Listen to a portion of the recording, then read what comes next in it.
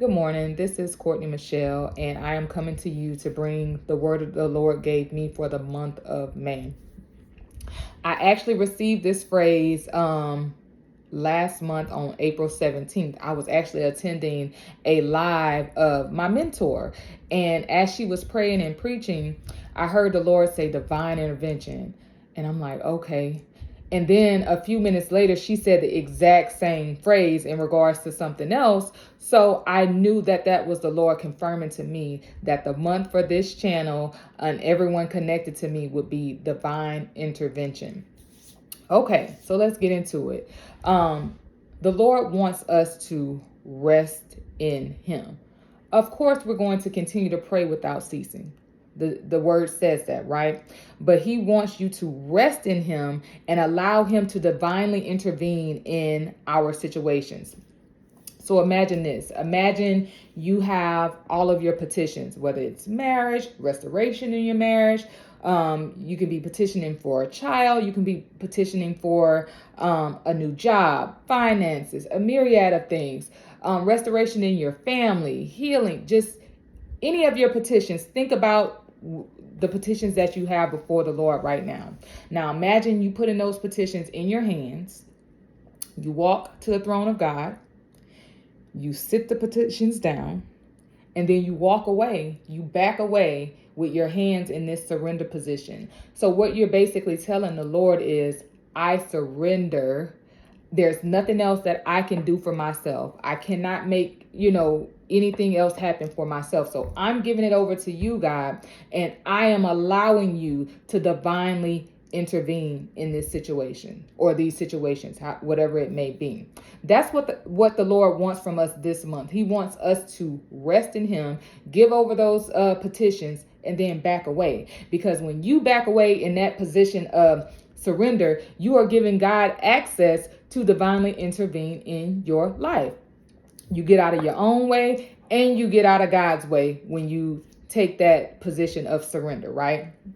So if you find yourself this month toiling and fighting for your promises to come to pass, that's on your own doing. That's not God. Because again, this month He is charging us to surrender and rest in Him. Then also, your prayer point for this month. Lord, I need you to divinely intervene in my marriage. Lord, I need you to divinely intervene in my health. Lord, I need you to divinely intervene in my finances. That is your prayer point for this month, okay? So if you find yourself anxious about the petitions, you're still worried, it's still keeping you up at night, you're still concerned about how it's going to work out.